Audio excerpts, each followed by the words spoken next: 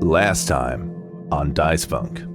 Mari, the corner of the room, Pete is looking into it, and it just feels like a set in a play, and he just starts to see like the edges of the wall just like peel away, and I'm right behind it, and I'm like, hey Peter, it's Sun Wukong. It's tricks to gods. It's an unbelievable journey, and also there's a tree, and I learned the secret of finding a sword. Wait, the sword's called Pussy too? Yes, because it's actually a sword. As you reach for it, the dream dissolves and you can't reach it. No! Not Pussy! It'll haunt me for the rest of my days. That's my quest now, to find Pussy 2. Austin, Pussy 2's canon now. Let's take their wheels. I draw a dick butt on them. Okay, so... Let's draw a dick butt on them. Yeah, I'm gonna grab some gems too. No gems needed. All good. You can put gems on your stuff though. Juniper is going to make the point. Hey, yeah. So I'm not gonna take any of these, and like it's up to you whether you do or not. But like, I feel like greedily taking thing from the trickery dungeon is a real quick way to get tricked by the trickery dungeon. Hello, I'm gold now. Do you enjoy it? Look, they're gold now. It's very sparkly. Okay, so I take my extremely tiny Lizzo-sized purse war gong, and then I take the giant hammer and I just hit them together. Revealing inside of that metal coating, it is a plastic squeaky hammer. Oh, cool. Yeah, I'm gonna check over here. I just in case that's wrong, I want to cover all our bases. Why do I know that idiom? I don't know what baseball is. And just sort of wanders down another one of the paths, and Dio follows. Well, I crit. Oh my god!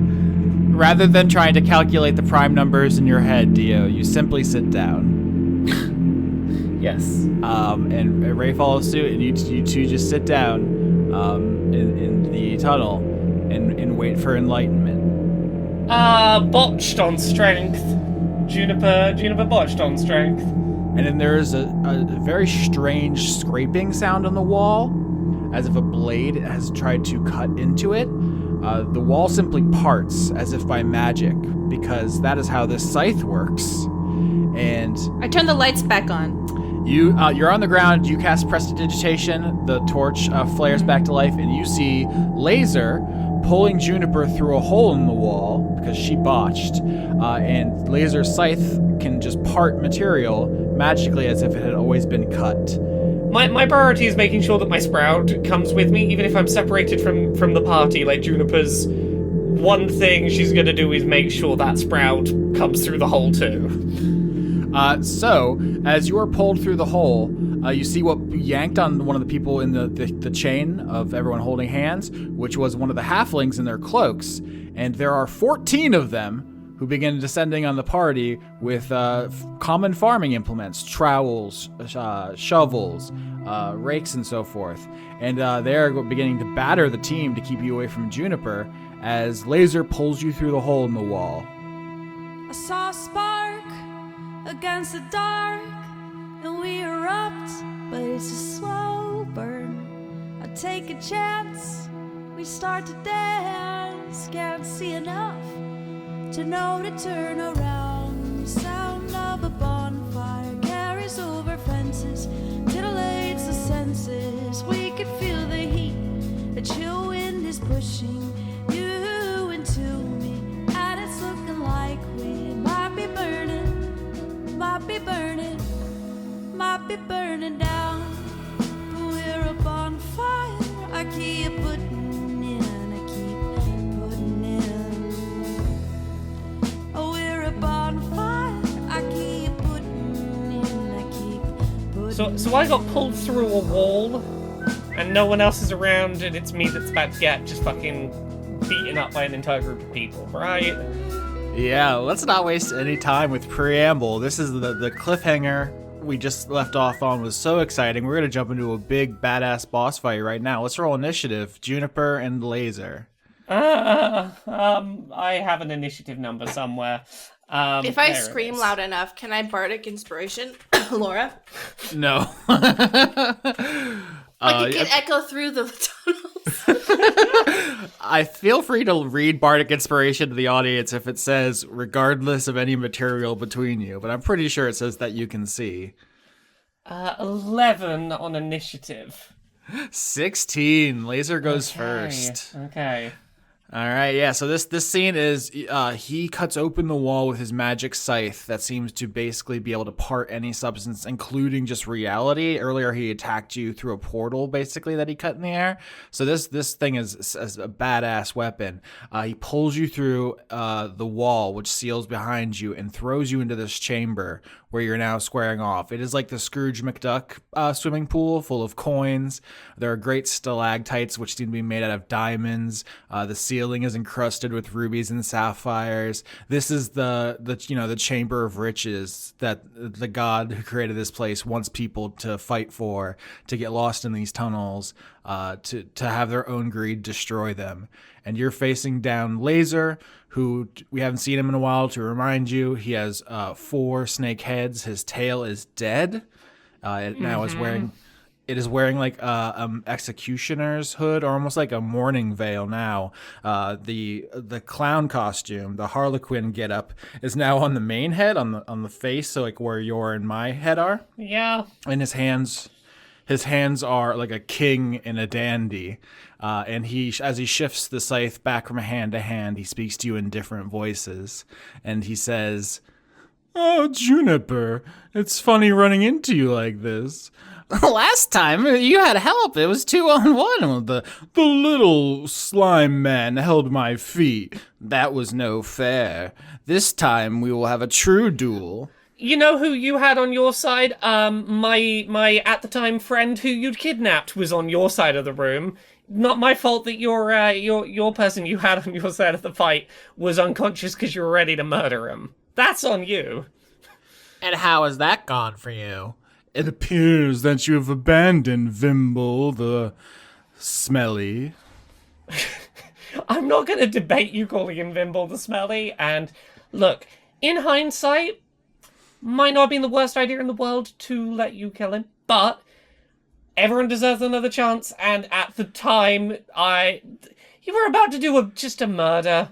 That's not chill. It's not chill. I would do anything to protect my flock. What's going to happen when the dragons and the illithids and the beholders come to Arabella, Juniper? We have to protect them by any means necessary. Yes, apparently including murdering people who were unconscious and in no position to defend themselves. Yes. Would you not do the same? I don't know. The way this world has been treating me, there's a few choice people who I'm starting to feel a little bit that way about. A little bit. There's a few people who can really hold a murderous grudge. At this point, like, you are circling each other in like the pool of gold coins. You know, like there's the soft tinkling as you circle around each other, and you're talking like this. On Lazor's shoulder is this creature, the Sleagle, kind of a long tonberry, and it is like looking at you with just mad hatred in its eyes. And you have kind of bouncing next to you the Sprout, the pig with cloud wings.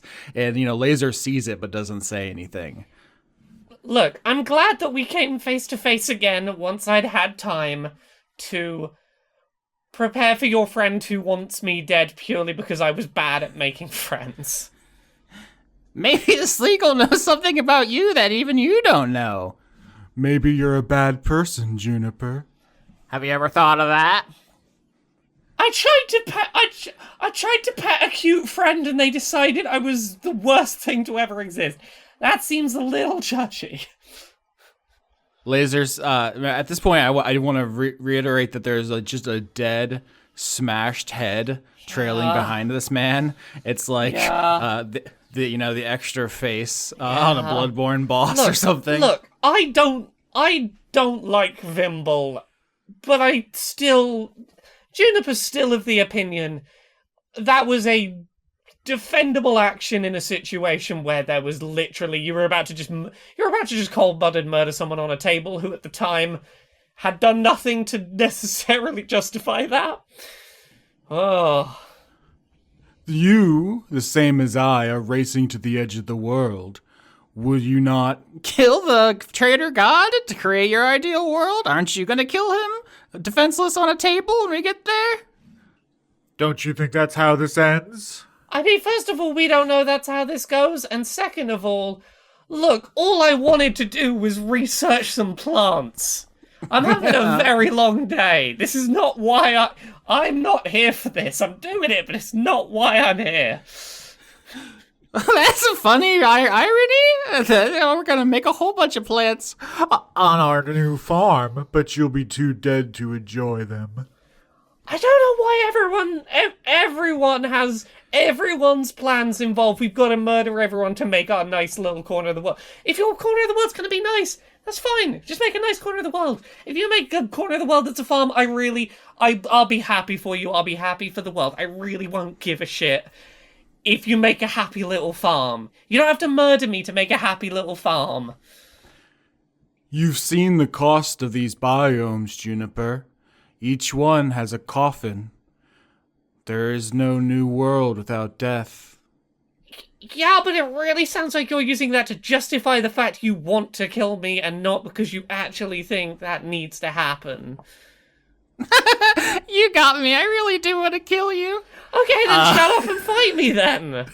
All right, Laser leaps forward and swings the scythe. Are you ready? Actually, it doesn't matter if you're ready. Yeah, you rolled a... Oh. I botched. Oh, come on! Nerd! Fuck! Oh, man. That would have been so... Oh, any outcome but that. Yeah, I mean, Juniper, why don't you roll an attack? Because Laser leaps across in a spray of gold coins and goes to swing the bone scythe at you, and you have the electric rake, and you just inexplicably get a shot in. Maybe not even inexplicably. You're a rabbit. You're fast as hell. Yeah. This is a primordial rivalry, snake and rabbit. 23. Do I hit in response with my rake? Yes, you hit. You crack Laser in the fucking jaw. Oh So I did read Bardic Inspiration, by the way. Laura could technically be within 60 feet of me. We don't know. And if I scream super loud, she might hear me. Just saying. Just putting it out there.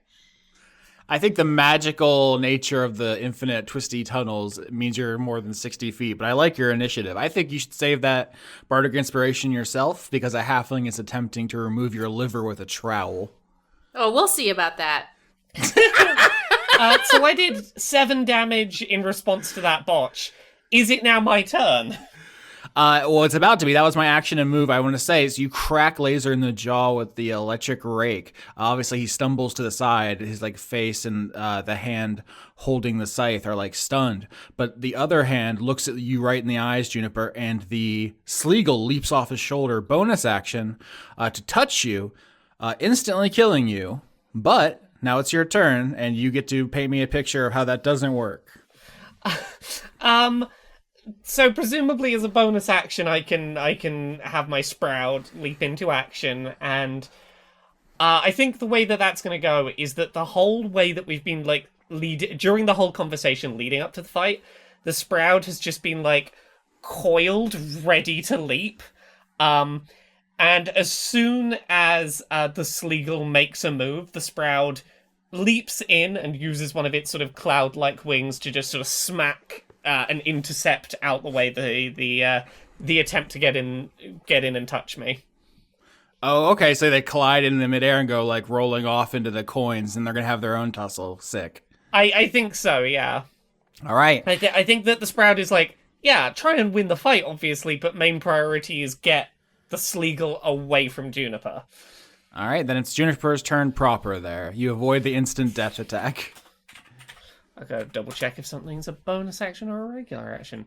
is a regular one. Juniper is going to cast Bark Skin in order to raise her AC up to 16. I love that Juniper's literally a god of thunder now. Look, You can't stop her. if I'm here by myself and there's no one to back me up, I think the best starting move is get some nice wooden limbs, make it a little harder to actually take any damage. Because there's no one to save me if I fuck this up. Yeah, Juniper has the guts of the god of death, and she's wearing the ring of the god of lightning. So she's got a lot of different backup, in a way. I got a lot of vibes going on. So that's your turn? Yeah, that's my turn. Lazor sees you bark skin yourself, kind of straightens up from having hit with the rake, and says, You know, when last we fought, your disgusting little bard really hurt my feelings. I walked into the sea and lost all hope. But then some fishermen, they brought me out, and they told me about this temple in the sea, where there was a body part in a coffin. What you got? Go on, tell me what you got. What did you find? You get some gills? Can you swim underwater now?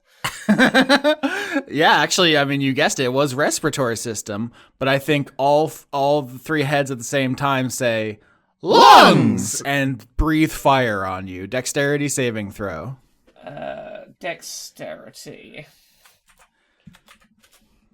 9.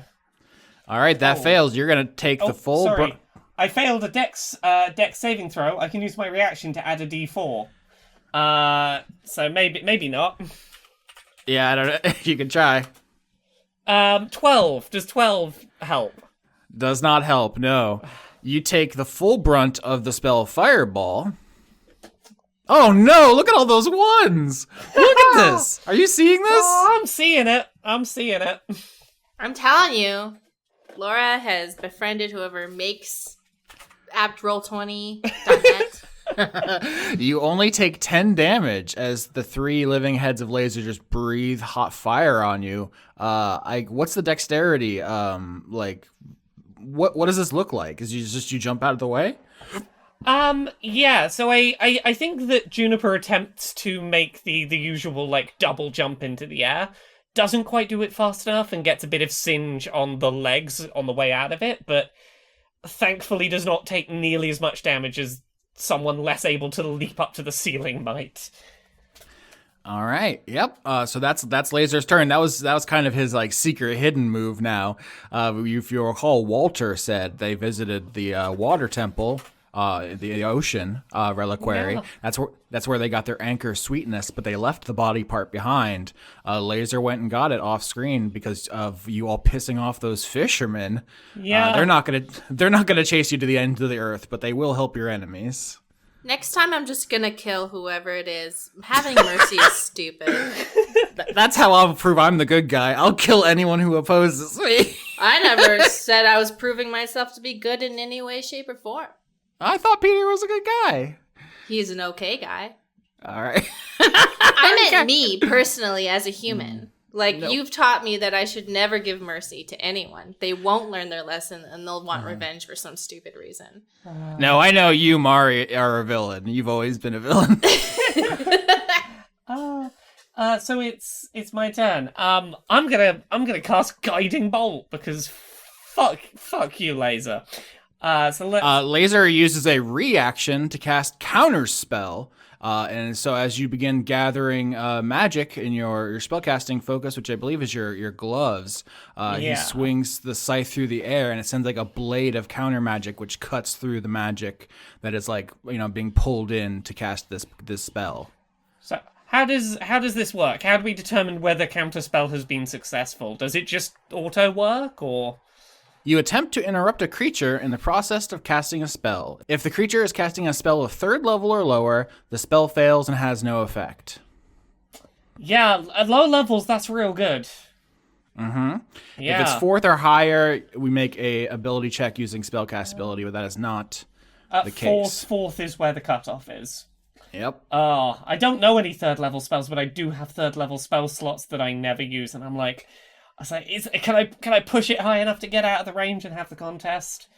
Okay. All right. Lazor comes in and is going to attack. That's a 10. And then we're going to use bonus action to do an offhand attack. 24. A 24 will hit. Surprisingly. Oh my god. Snake eyes. Yes! Fate is on our side! Juniper is unkillable. Oh my god, this is so funny. So yeah, Lazor takes a huge grand slam swing at your head with the blade. You just matrix dodge backwards, and then he kind of brings it back and bonks you with the the back of it with no blade for just pitiful damage. Just like a Goku. There's this one episode where Goku and Frieza are fighting, and I just like to imagine Juniper just did like a slight movement, and they're like, she moved, but like you can't even see with your eyes. Doing instant transmission. Yeah, this is Super Saiyan Juniper. At this point, it's your turn again. Right. Fuck it. 3rd level guiding bolt. Yeah, sure. I'm not going to use another counterspell. Your turn. Yeah. Yep. Okay. Well, does a 17 hit? It does. Right, so that's... The damage increases by 1d6 per level up. So 2 more d6. That's going to be 6d6 radiant damage. Holy Christ. Cross my fingers for this. I thought this was going to be really close. Like, going into this, I had to prepare an entire episode if you won and an entire episode if you lost. Well, I did just do 18 damage. Yeah, could have been better, but yeah, you hit Could have been Lazor. better, but like... I'm doing better than Lazor right now on the dealing damage front. You blast Lazor at the guiding bolt, and he kind of flies backwards and slides through the coins, and says, You know I can't die here, Juniper. I have to kill your bard next. She was really mean. It hurt my feelings. Look, again, I have no intention of killing you. I don't want to kill you. I'm happy to not kill you. Also, sorry to let you know this might be a bit of a disappointment. The bard, not with the party anymore, turned out to be pretty fucking bad, is also gone. We've been hemorrhaging party members left, right, and centre. They are bad. I do not disagree with you that they were bad. But yeah, sorry to let you know, not with the party anymore. We did ditch him. All your friends have deserted you, Juniper? Are you sure you're not the one who's bad? No, look, for both of them, I told them to fuck off. Both of them, I told to go away because they would not stop being terrible people. This is not me being the problem. I told them to go away. all right. Ooh, I just have, yeah. So the next, because you blasted Lazor back, he begins running towards you and then slices through the air in front of him, dives through a portal, and appears behind you. Whoa. Nothing personal, kid. Dexterity saving throw, fireball again. Okay, dexterity. 15. Oh, come on! Yes! Was 15 the number? Oh my god, can you turn around and just catch the blade, the tip of your fingers, say, no offense taken, or some shit like that? You take half damage, so that's going to be 14 instead of 29. Okay. And then offhand, so he blasts fire from 3 mouths at you. I don't know what you do. How do you defend from that? Because the second part is like he comes through the smoke coming off the fire and is going to slash you with the offhand. So is that all counted in the damage I've already taken, and this is just flavor of? Oh No, I've rolled 16 to attack you. That with is the- my with the AC. scythe. All right, so you're going to take additional damage. Oh no. 8. So that's going to be a total of 22. Yep. Yeah, it is. What's the flavor on that? So he comes out of a portal behind you, blasts fire from 3 mouths like King Ghidorah, and then coming from the smoke behind his fire is a flash of blade. What's that look like? So I think the flavor on the fireball is that once again Juniper is prepared for this. She's seen it before. She attempts to once again get as much distance away as possible and doesn't anticipate, oh, you might be where I land. I jump in a very predictable trajectory and do not expect that there is someone behind me when I land on the floor again. Oh, sick. All right. So, yeah, that was a good piece of damage. Lazor's catching up. Let's see if you have the damage output to end this, Juniper. It's your turn. I really hope so. It's really going to come down to this. We're going for one more 3rd level guiding bolt. This is my last chance to do some noticeable damage. I do get advantage on the attack roll because I hit you with the last one. Oh man, hold my breath. 17 on the first roll, 24 on the second roll. Yes! Oh my god! You can't be stopped! Absolutely hits. Let's see if the damage. Come on. If the damage is enough. I've got 66 to roll, please. 26 damage. Oh my god! It's so close. Holy shit! Of the 66s, 3 of them were 6s and 1 was a 5. Yes. Has he held on? With single-digit health. Oh fuck him. I should have attacked rather than Barkskin. Barkskin's done fucking nothing for me this fight. I should have got an extra attack in there. That's on me. This is so close. Yes. So, Lazor's gonna get one more turn. I think he's dead on your next turn, or defeated on your next turn. But Barkskin has bitten you in the butt, and we're gonna go back to Lazor. This is so good. Oh, come on. All right, here we go. I'm using all my best shit. Remember, this is a boss statted for the whole party to fight, Juniper. I'm holding my own, okay. Even if I lose this, I think I've done all right. So you slam another guiding bolt into Lazor, who gets basically slammed down into the coins and half buried, and they're starting to melt because of the fireballs he's been casting. He has these magic, god lungs, and is just being able to breathe out different elements and so forth. And he's melting these coins into a kind of hot molten metal, and he comes out of them, rising up out of them, out of a grave, and he just looks you in the eye, Juniper, and says, "My farm is going to be beautiful." I'm sure it will be. I'm not stopping you making it. And he launches himself at you. I mean, before I roll, I want to say, if for you winning the race would stop him, for the record. I know, but I'm also... He seems very convinced that, I'm going to murder him and deny him a nice farm. And you know what? If he wins this race and makes a nice farm, I'm okay with that. I just want a chill spot in this world. All right, here we go. I'm gonna push the button. I don't know how much health Juniper has. I'm gonna have What kind of... Is this a melee attack or is this a spell? What kind of attack is this? This is just the scythe. Okay. Or main attack? Crit! I crit! Fuck! I crit! Fuck! No! I crit! Fuck off! I crit! Fuck. I crit! Austin! Oh! Austin, I deserved this. You did so well. I just crit. I crit. This is why when I play Pokemon games, I never use the moves that affect your stats. I just use damaging moves. Wasting a turn on Barkskin was not a good move. Don't use stat moves in Pokemon. Why are you like this, Austin? 25 damage. Shut the fuck up. Yeah, that'll do it. Look, Austin, I need you to answer for me. How much health did Lazor have? 4. Fuck off. Fuck. It was so close. Now, Juniper. Oh God, I think it's even less than that. Oh no, it is 4. It wasn't a melee thing. Yeah. Fuck. Yeah.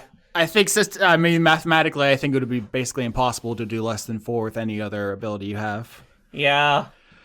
Holy shit. Oh my god. Okay, so this scythe cuts you like you have always been cut. It leaves a scar. You don't even bleed. The question is, what kind of wound? You get to decide this. Oh, I 100% think that Juniper loses a limb here.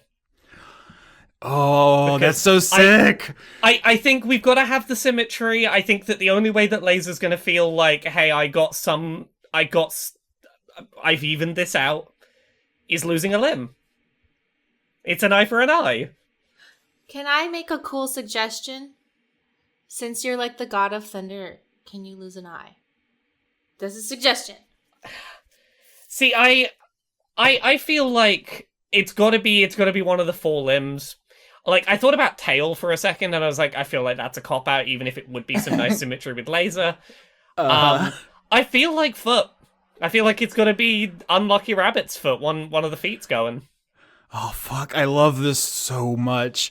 So Laser, dives at you, cuts through the air to open a portal, but doesn't go through it. That's exactly what you're expecting, and just slides across the ground and just swings at your ankle with the scythe. And there's not even a spray of blood. It's just like you have a scar, like you lost that foot as a child. I'm so upset. Juniper's just gonna take a second to take this in and look up at Laser and just go,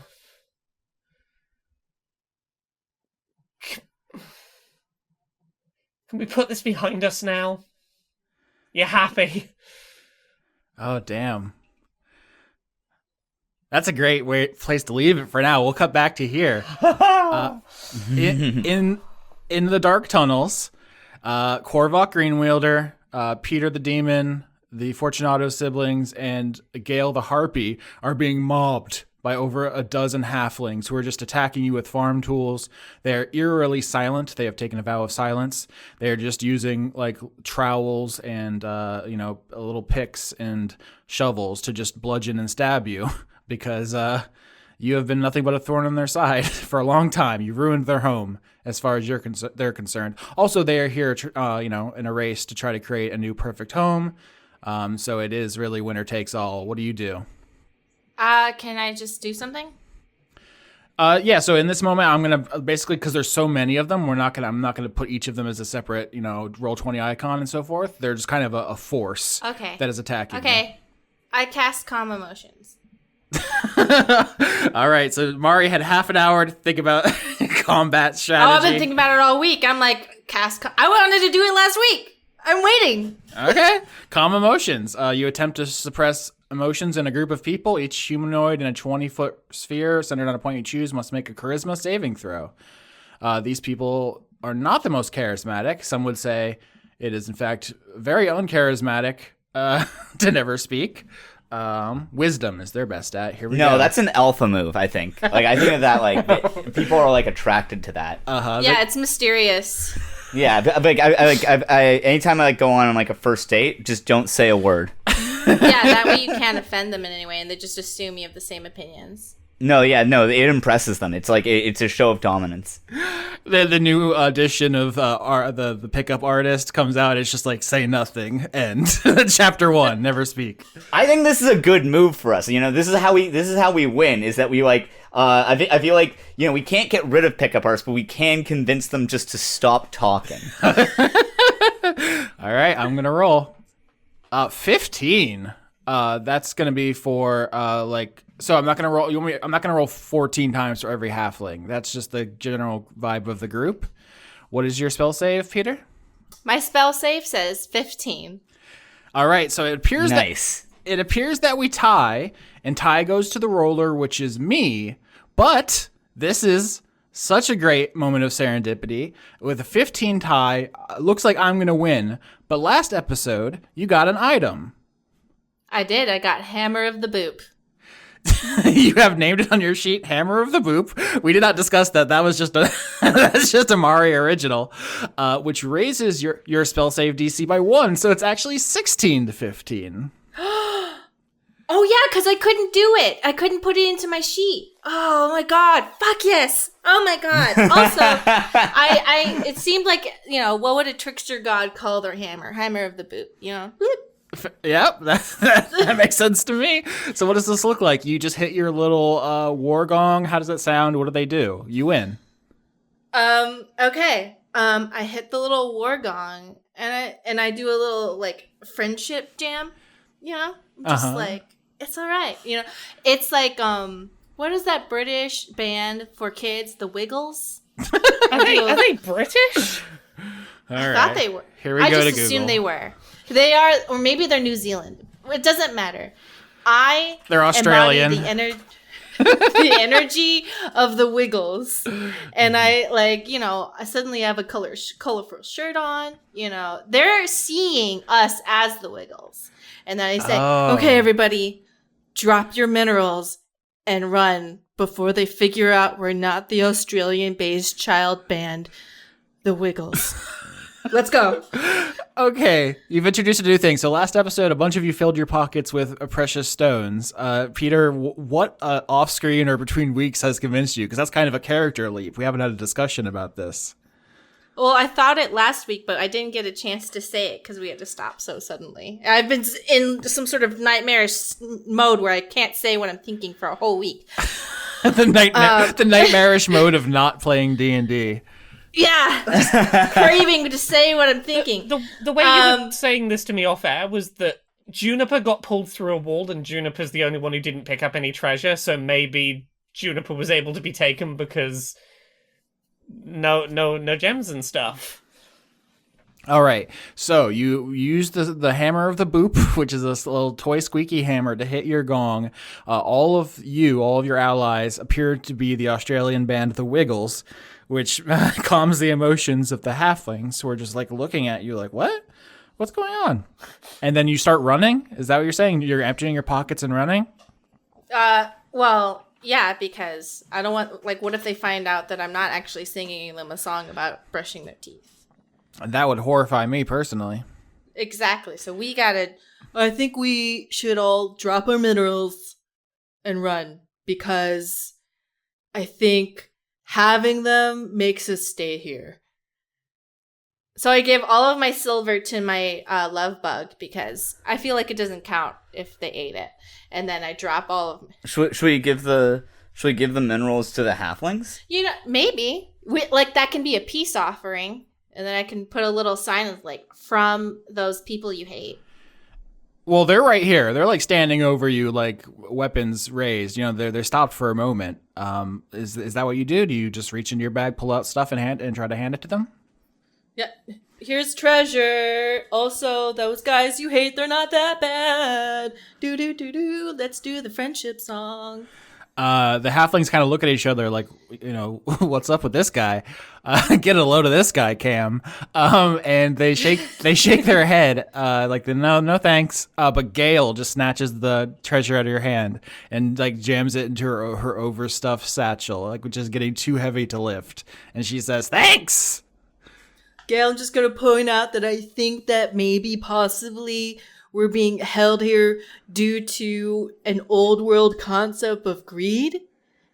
I'm just going to point out that maybe you come from a society of demons who kill people and hoard wealth, and I eat roadkill. So maybe don't put your values on me, man. Okay. All right. That's cool. That's fine. But I think we should go. Yeah, the Fortunato siblings and the halflings are all looking to you, Peter, because you're really taking charge of the situation. All their emotions are calmed, and they all look around and they're like, "Okay, if you want to go a different way down this stupid hallway, we'll go the other way." I think we just need to get distance between us and the people who are magically charmed to be our friends, just in case. If a rock falls them or something, I don't know.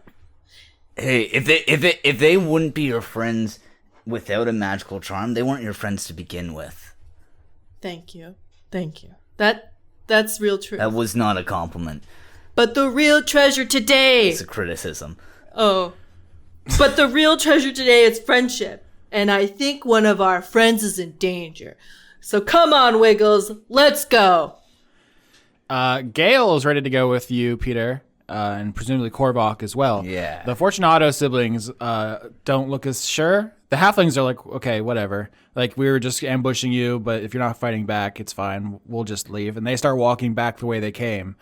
But the Fortunato siblings look at you, and Fortunato just says, "I'm not interested in teaming up with those who control minds." That's cool. See ya. All right, that was amicable. Korvok's gonna try and, oh, wait. Can I want to just see. Can Korvok try to like swip some gems into like Fortunato's like pockets? As he's, like, going? Oh, that's a classic sleight of hand. Ooh, that's good. Let's go. 5. I love that. In the dark, you just hear like the sound of a bunch of fucking rubies hitting the ground because you missed the pocket. Can I have a second chance in talking to Fortunato? You can always speak. I can't make you not speak. Fool that you are!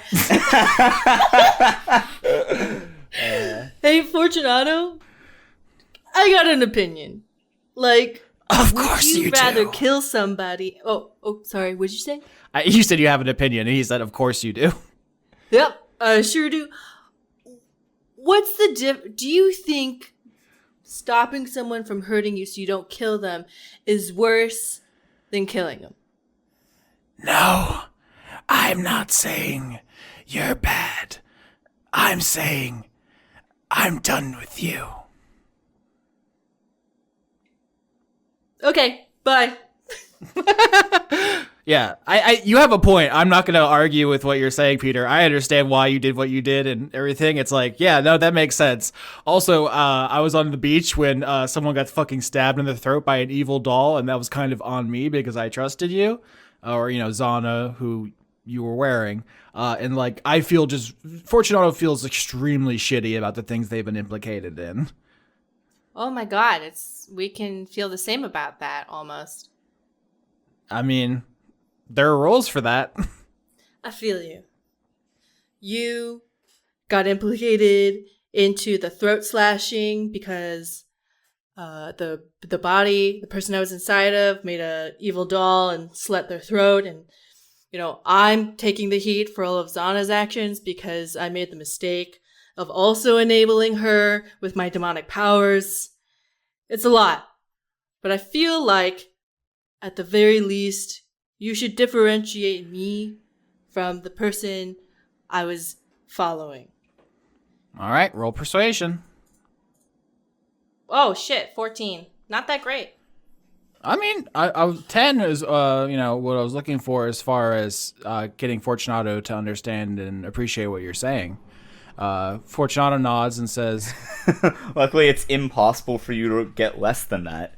No, I changed specs. Otherwise, it still would have been 17 no matter... Actually, it would have been 20s every time if I was still Zanna. yeah, everyone loves a bard, especially on Dice Funk. Fortunato says, "You're right. It is unfair of me to judge you by Zanna's actions." Cool. You don't have to like me. All I'm saying is that ain't on me. Well, it is a little bit. I don't know. Accountability's hard. I'm a demon. I'm on a healing journey. We will follow you if you renew your promise to let us have the body part. Here's the thing. I'm not talking for everyone, and I don't want to make promises I can't keep because I know a relationship is shaky. So me saying no is not out of disrespect, but rather out of the fact that I am responsible enough to know that I cannot lie my way out of this situation. All right. Fortunato appreciates the honesty. Korvok, do you want to roll deception?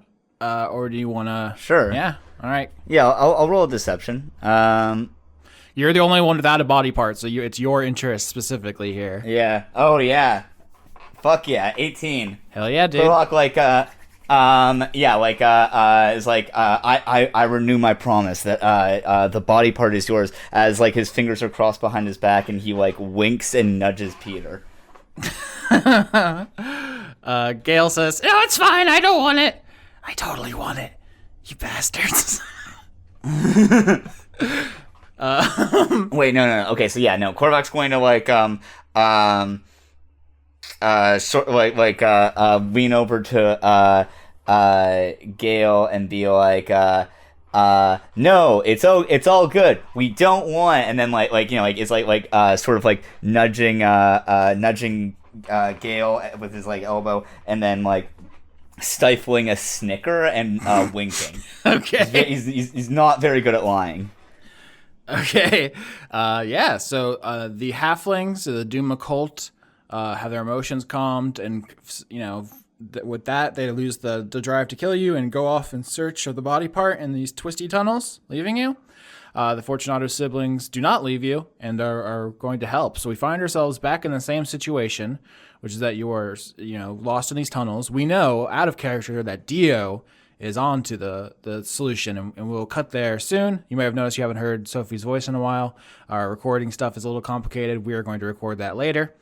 But that's the situation. We have most of the party lost in the tunnels, and we have Juniper who just lost a foot. Do you want to cut to Juniper while you brainstorm? Sure. Yeah? Yeah, how's Lazor feeling? Has the bloodlust been sated now that Juniper is missing a foot? I mean, yeah, Lazor did a baseball slide across these golden coins and slashed your foot off. He slowly stands up as you say, "Can we put this behind us?" Which is kind of a baller move, honestly.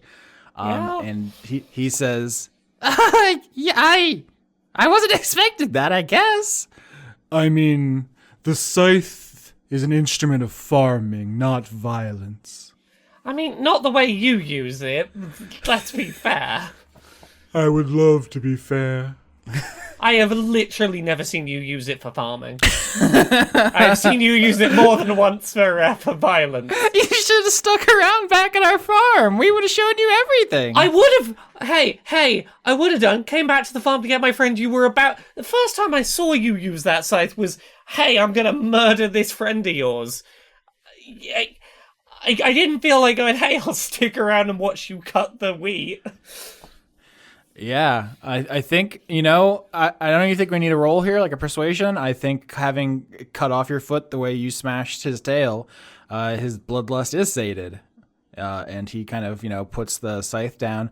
You can use the rake kind of as a crutch. I have a lot of personal experience on this as someone who spent a year on crutches. Wow, this is my representation now, Juniper. Thank you. Yay, I helped, ? I don't know. Do you think this has any like statistical thing? I think you are perfectly capable of doing almost everything you do. Is there a D&D mechanic we want to engage with, or is this a purely narrative thing? I feel like I'm looking at my character sheet, and two of the things I have on my character sheet are very specifically about being good at using my feet to do jumps. There is Rabbit Hop, which is my do some big leaps. And there is Lucky Footwork, which is the thing that allows me to have an additional +4 if I fail a dex save. One or either of those seem like it would be appropriate to lose. I'd be open to losing both with only one foot. I definitely think so. Yeah. Both, yeah. I feel like everything else makes sense to keep, but I feel like losing those two is the right trade-off. I agree. That does feel the best to me. Do you leave your foot here in the coins? Do you make a little charm out of it the way humans do out of rabbit's foots? I was going to ask, if I take it, do I now have a lucky rabbit's foot, and does that have any positive benefits? I don't know that it has any positive benefits. It feels more emotional. Is lucky rabbit's foot a D&D item? It almost certainly is. This rabbit foot probably isn't that lucky, considering what happened to it. This is the eternal problem with lucky rabbit's foot. Never lucky for the rabbit. Of course. This is the other thing I was thinking definitely was that Lazor would take it, and it's his charm, but you've disarmed him with your demeanor. I think Juniper keeps it if for no other reason than, I mean, what am I gonna do? Not keep the foot? Like, maybe there's a way I can put it, like, the way of, like, they suggest if a tooth falls out, hold on to it, go see a dentist, they might be able to shove it back in. Like, I don't know, maybe someone can put a foot back on. I feel weird leaving the foot behind. Yeah, there is a D&D spell called Regenerate, which does this. There might be another one as well. That's the one that comes to mind, where your severed parts come back. It's a 7th level spell. So I don't think we're going to get there. No, I don't think we're going to get there in the campaign, but this is maybe a thought of Juniper being like, it'd be nice to have the foot back on at some point, and if the foot's still in a good condition post-campaign, maybe. I don't know how long you've got to get a foot back on. Juniper's motivation switches to getting the trader god to make a world where feet grow that can be attached to a stump. It's just a foot-themed world. There's the centipede with the foot fetish there. Juniper puts her foot in her bag and then starts to hobble towards. You took my foot. Fair game. I'm gonna get there first. All right, yeah. If you have used the rake as a kind of crutch and start going away, Lazor kind of sets the scythe down, doesn't seem to follow you, sits down and like begins taking off the clown makeup in your like periphery, behind you if you just hobble away, and that's the last you see of him. I'm sorry for your loss. And then starts to hobble. Mm-hmm. Yeah, it's too quiet to be heard. This is just for Lazor in the audience. One of his hands says, Good luck. And breathe. Korvok and Peter, any plans in the hallway, in the corridors? Juniper, you don't know where you are. You just begin like wandering into, further into the chamber of coins. Presumably there's a way out. You don't know. We'll come back to you. Yeah. All right, gang. What do you say? Do we need to channel the powers of friendship? And find our friend? What if the real treasure down here was friendship all along?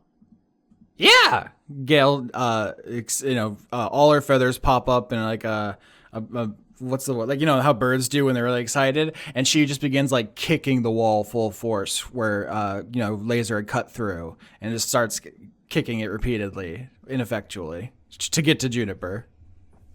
All right, Korvok's going to be like to Gale, like, that's no way to do it, and then he's going to try and like use his like swords on it. That's sick. Yeah, make an attack on the wall. So I roll a 19, which I think hits. Hell yeah. The wall. I deal 6 piercing damage. Yeah, Korvok, you have 2 giant anime swords. Oh, you've done another attack. That's a 25. Yeah, I'm using both giant anime swords. So I do with both of those together, I deal 15 damage to the wall. Sick. Yeah, you start ripping the wall apart with your giant swords. It's very cool. Gale gets more excited and is like, yes, and starts kicking harder. And eventually the Fortunato siblings are like shrug and start shooting acid out of their hands. Everyone's just trying to go apeshit on this wall to get to Juniper. I'm going in too. 1d8 plus 4.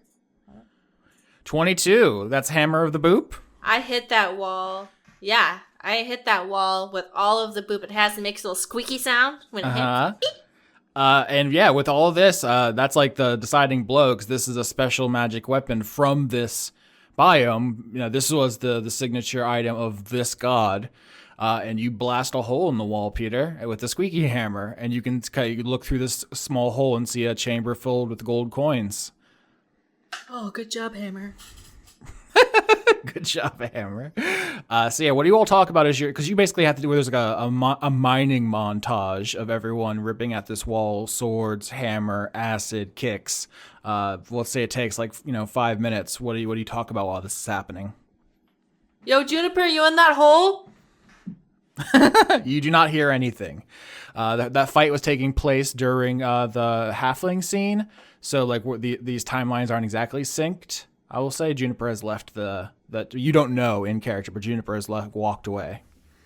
Yeah, wait, no. So yeah, Korvok's going to try and give a rousing motivational speech to everyone to help us break through the rock faster by just telling us about how telling everyone about how valuable members they are, and that we need to start thinking about this company like it's a canoe that we're all getting in. We're all paddling the canoe together, and that's what gets us there.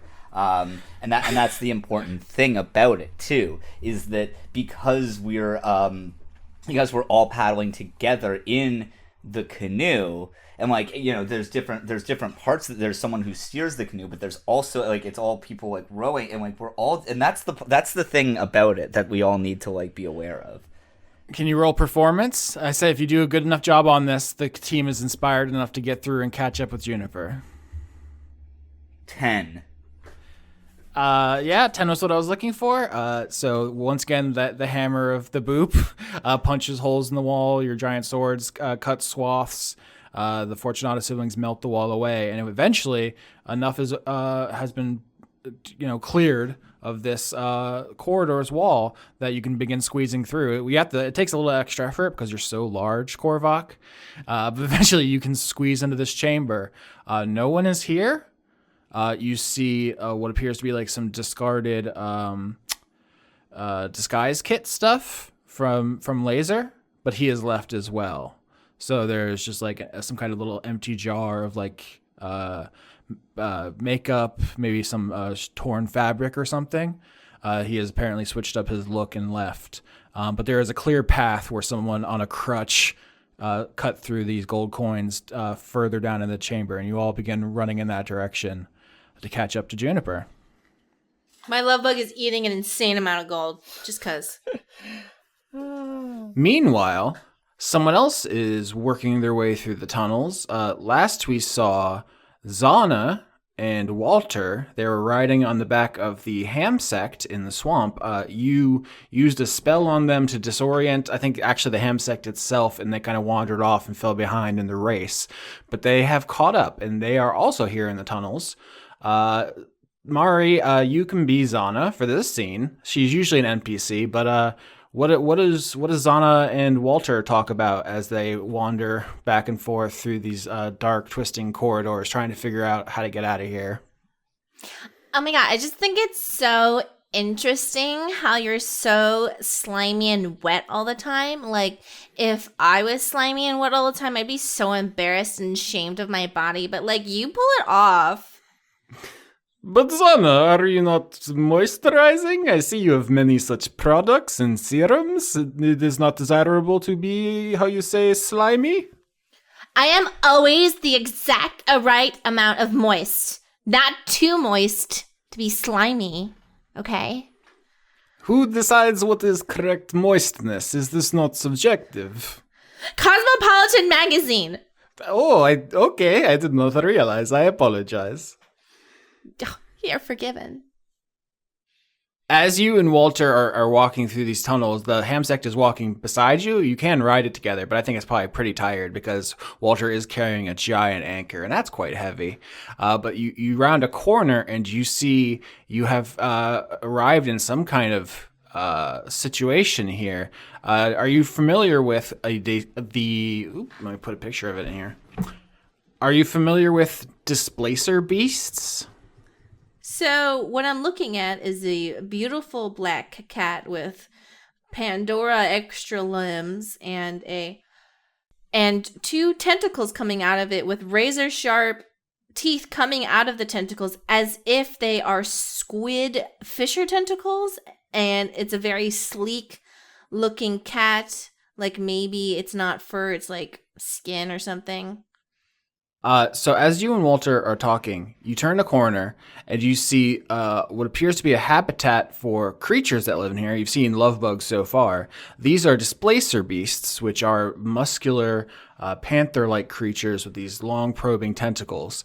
And it appears to be like a den of them sleeping here. You see like 4.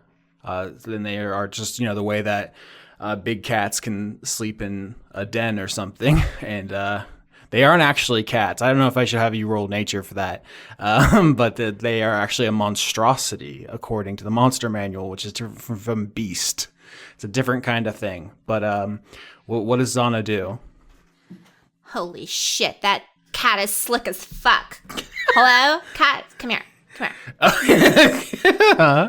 You just walk right up to it? She squats down and puts her hand out just as if any other cat.